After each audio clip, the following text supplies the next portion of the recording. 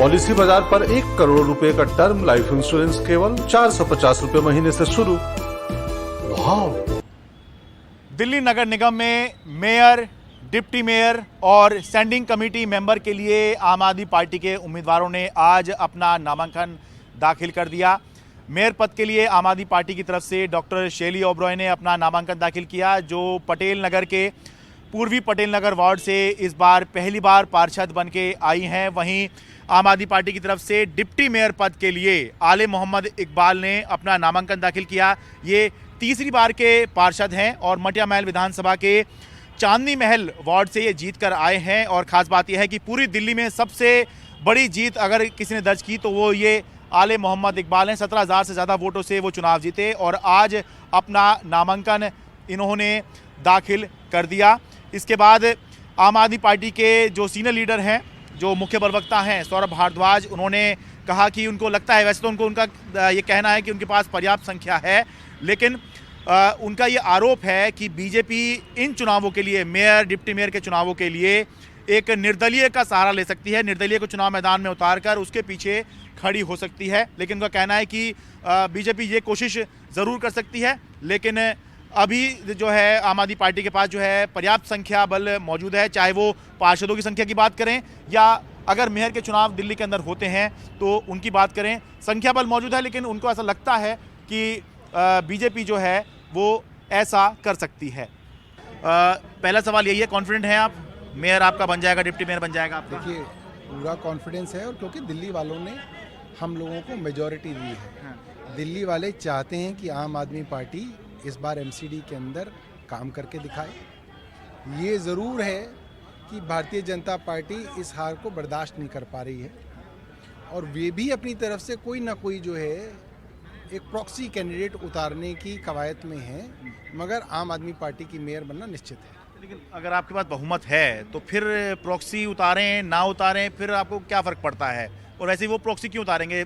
पिछले कई सालों में या जब से हम देख रहे हैं तब से इतना बड़ा विपक्ष जो है, इतनी बड़ी संख्या में पार्षद जीत के आए हों, ऐसा विपक्ष दिल्ली ने नहीं देखा है, तो प्रॉक्सी क्यों उतारेंगे? खुद ही लड़ लेंगे चुनाव अगर लड़ना होगा। हालांकि उनकी तरफ से अलग अलग बयान है, पहले कहते हैं कि नहीं लड़ेंगे, फिर ये कहा जाता है उनकी तरफ से कि अभी फैसला नहीं हुआ है। लेकिन अगर लड़ना ही है तो फिर सामने से ही लड़ लेंगे वो। देखिए, कोई सामान्य सज्जन आदमी ऐसे ही सोचेगा जैसे आप सोच रहे हैं कि अगर लड़ना होगा तो खुद ही लड़ लेंगे, मगर 104 पार्षदों के साथ अगर वो लड़ते हैं तो वो एक्सपोज होते हैं कि देखिए, पार्षद खरीद फरोख्त के अंदर दोबारा से भारतीय जनता पार्टी का ऑपरेशन लोटस शुरू हो गया।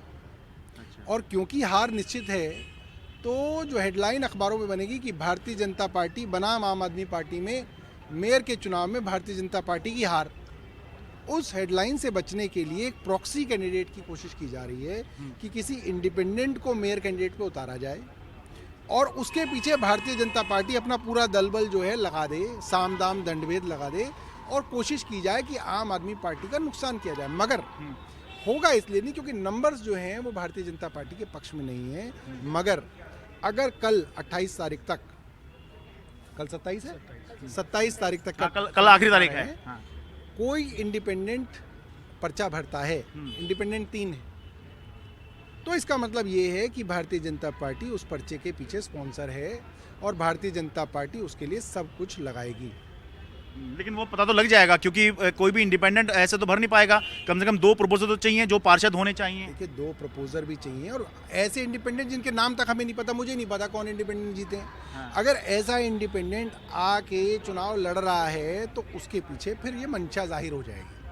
और बीजेपी इस चीज़ के अंदर, इस खेल के अंदर माहिर है, वो ये काम करते आए हैं। उनको इस चीज़ के कोई जो है ऐसा नहीं है कि उनके ऊपर कोई नैतिकता का सवाल खड़ा कर दिया जाएगा कि साहब आप ऐसा क्यों कर रहे हैं। उनके तो जो सोशल मीडिया के जो हेड हैं, वो पहले दिन चुनाव हारने के बाद आदमी क्या लिखता है कि मेरी तरफ से शुभकामनाएं, आप अच्छी सरकार चलाएं।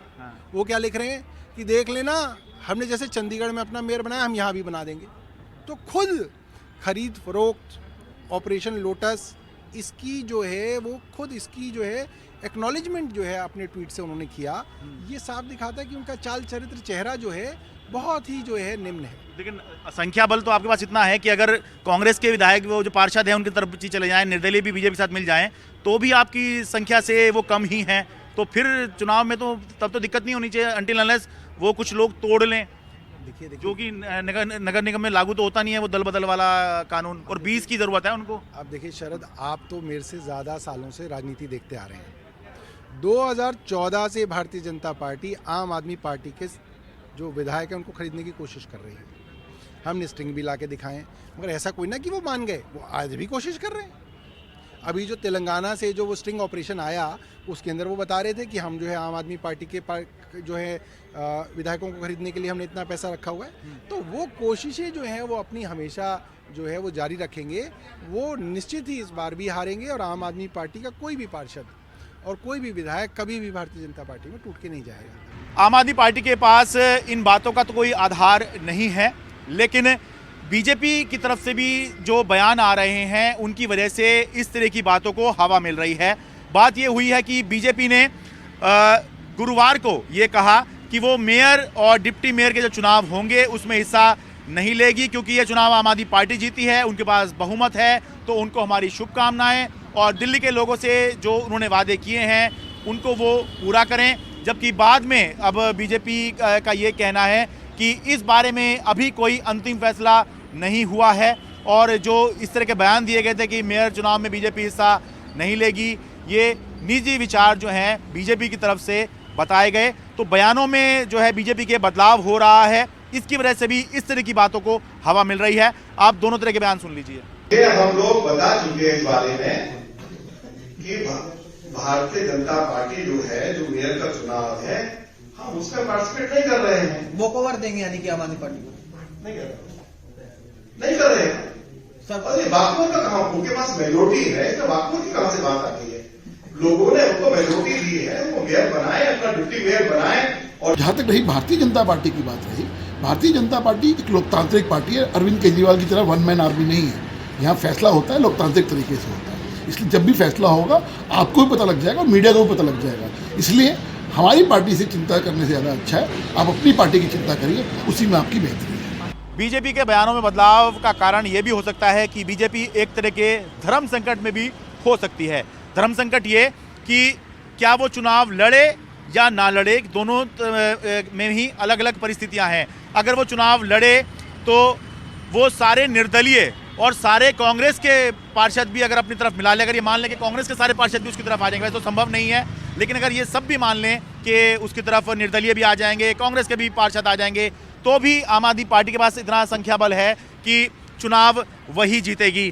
तो ऐसे में जब तक आम आदमी पार्टी की संख्या जो है नीचे नहीं आती, तब तक बीजेपी ये चुनाव नहीं जीत सकती। तो अगर जो बीजेपी चुनाव लड़ेगी और तो अगर वो आम आदमी पार्टी को तोड़ने की कोशिश करती है, पार्षदों को तोड़ने की कोशिश करती है, तो इसमें एक तो नाम खराब होता है, और उसके बावजूद भी अगर चुनाव नहीं जीत पाए तो मैसेज ये जाएगा कि बीजेपी ने पूरी ताकत लगा दी और फिर भी वो आम आदमी पार्टी को जो है पहले एमसीडी के चुनाव में नहीं हरा पाई और उसके बाद मेयर के चुनाव में भी नहीं हरा पाई। तो पहली बात तो ये, और दूसरा, अगर वो चुनाव नहीं लड़ती है तो फिर एक मैसेज ये जाएगा कि बीजेपी जो है वो दुनिया की सबसे बड़ी पार्टी कही जाती है, भारत की तो सबसे बड़ी पार्टी वो है ही, तो इतनी बड़ी पार्टी कैसे जो है वॉक ओवर जो है अपनी विपक्षी पार्टी को दे सकती है। तो क्या ऐसा करना सही रहेगा कि ये भी मैसेज जाएगा कि बीजेपी ने बिल्कुल ही आम आदमी पार्टी के सामने हथियार डाल दिए। तो ये परिस्थितियां बीजेपी के सामने हैं, जिसकी वजह से अलग अलग तरह के हो सकता है बयान आ रहे हों, लेकिन अब बहुत ज़्यादा समय नहीं बचा है।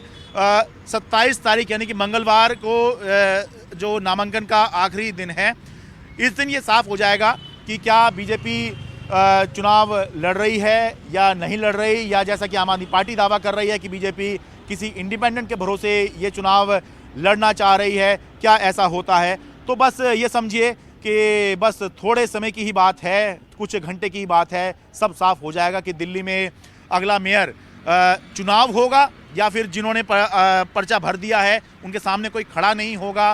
इस वजह से वो जो है अनअपोज ही इलेक्ट हो जाएंगे और मेयर डिप्टी मेयर बन जाएंगे। दिल्ली से अपने कैमरा सहयोगी सुधीश कुमार राम के साथ मैं शरद शर्मा, NDTV इंडिया।